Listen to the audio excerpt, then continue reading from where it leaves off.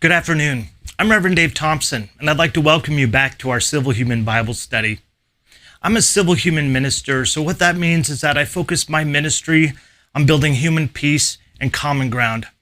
And in that effort, I'm attempting to look at the scriptures today to see what teachings I can pull from Jesus that I feel are applicable across the board to all humans, regardless of our faith or our politics or the way that we want to live. I'm excited to be back into Matthew chapter 17. We have just, yesterday we talked about Jesus' transfiguration. It's kind of a light show, right? Jesus' face was shining bright and bright clothing. Moses and Elijah come to visit him. So it's this big, huge, kind of miraculous, supernatural event. Now he's on his way back to the crowds. And we're going to have an interesting experience with somebody who brings their child for healing and actually for exorcism. Let's go ahead and jump into Matthew chapter 17, verses 14 through 18.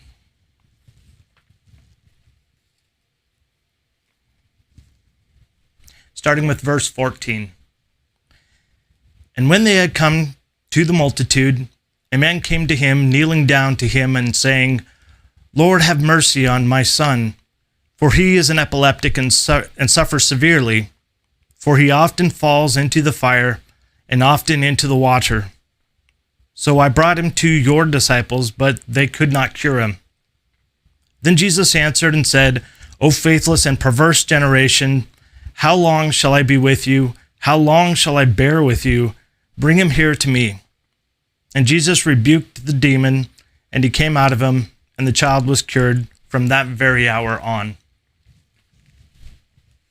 There's some really interesting words of Jesus today. It seems pretty strong, right? You faithless, essentially, and perverted. We're going to talk about what those two words mean, because the perverted word here is not what we think of in our American modern society when we think perverted. Let's go ahead and walk through a little bit what's happening in this passage. It'll really help us to understand why Jesus responds in the way that he did. So first, they're coming back from this transfiguration.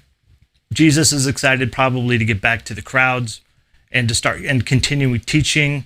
His, basically God, his father, has basically said that, this guy is my son, listen to him. So he's getting ready to talk now.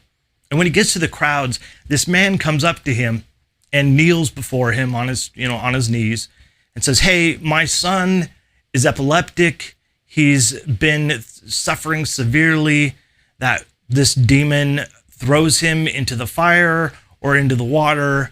He's suffering a lot.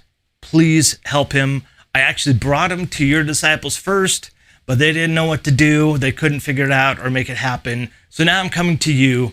Please help me. And then we get this really weird response, especially from Jesus.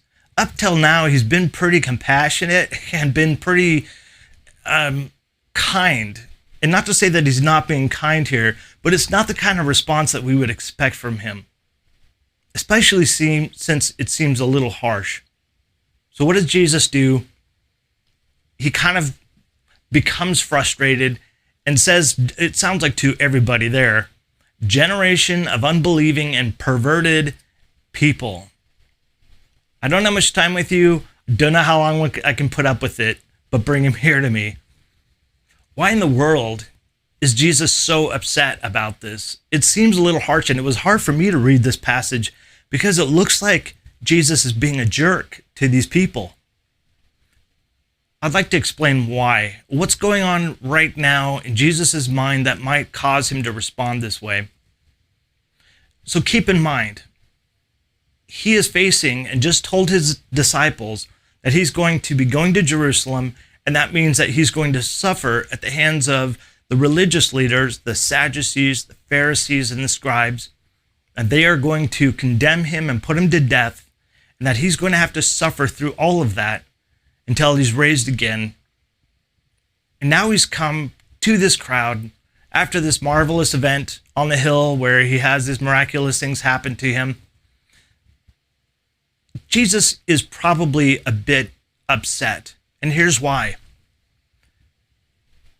He came to teach the virtues of the kingdom of God, the virtues of this community or society, of the way things are done in the universe, the way things that God intended us to do in order to be happy.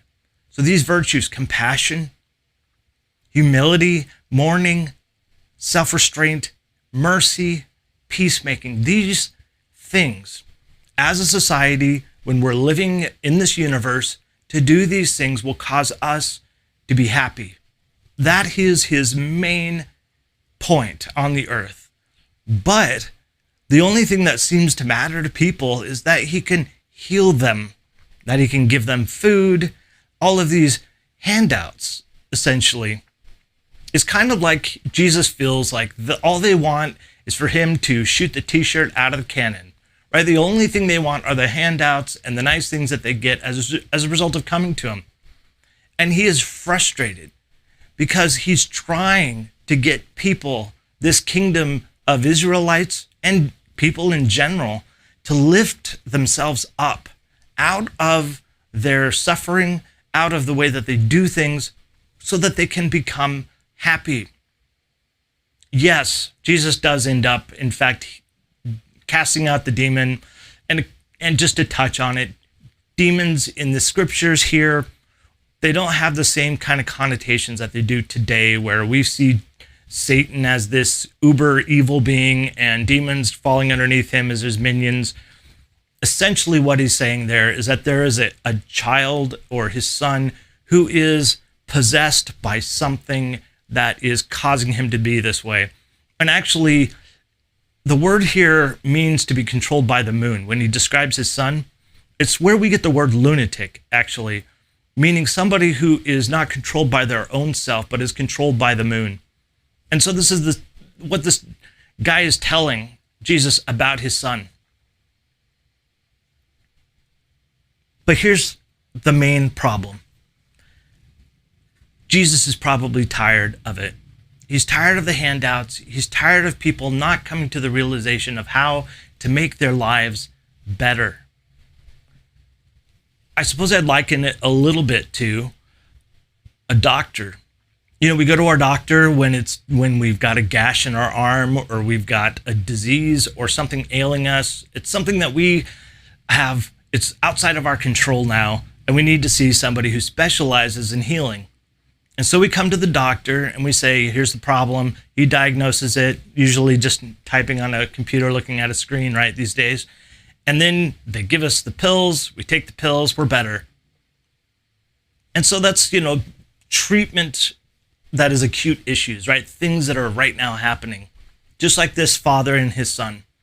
But doctors also want us to be preventatively healthy.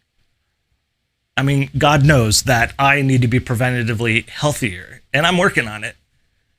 But the reason why Jesus is frustrated, much like any doctor, is that the people are only coming to him when they need help, when they need the fix, or they need the pills, whatever it is. It has nothing to do with, hey, doctor, how can I improve the health of my life to be happier, to be preventative, so I don't have to come to you for these issues. And Jesus is feeling very much the same way. Like, people are only there for the handouts and not there for the real stuff that he really cares about. And that's why he says, I don't have much time with you. He knows that he's going to be going to Jerusalem soon, and that is going to end up with him becoming a martyr. He's sort of exhausted. The reality is that Jesus has kind of overwhelmed right now with all of that. The whole Jerusalem martyr and resurrection thing is overwhelming him. And we're going to see that even more as we move forward in Matthew's account. And so he's wondering how long he can put up with it, and actually says it out loud. So what in the world does this have to do with us, right? 2,000 years removed, as human beings who may or may not even be followers of Jesus. There's a couple things that I felt as a human being spoke to me as something beneficial, something that can actually move me forward preventatively. The first thing is that for those of us who are trying to live these virtues, and regardless of where your faith or politics are or way that you want to live your life, Living according to these virtues sometimes mean that people will only come to you for mercy or for compassion or for forgiveness. We all have those people in our lives who we wish that they would come to us so that we could restore a relationship, so that we could help them be better, help them have a happy life and not live what we see as difficult and challenging as a life. When we come to those people, we get exhausted. It is exhausting and frustrating because we know that they can do better. And we will face that. We will feel those frustrations, but continue to help. Jesus shows an example of somebody who overlooks his own frustrations. He voices it, sure, and sometimes we need to tell people what they need to do to fix themselves, and that is frustrating. We have to share our emotions with people, but sometimes we have to put our own frustration aside and help a person. The second thing is that we as humans tend to approach God or our counselors or our doctors or our friends the same way. We're not intending to change our lives. We're not intending to want to become a better person or to reach out to people to help us do that. We're there because we don't have any way to solve a problem, and so they can help us. I might encourage you as I'm meditating on this and really trying to think about this, to focus on following these virtues so that I don't have to go to people to ask for help, so that I can actually be somebody who can help others. And last, I just want to talk about society in general. Today, we're all facing a lot of significant questions about what virtues we will uphold, about how we get from hurt and suffering to happy and pleased.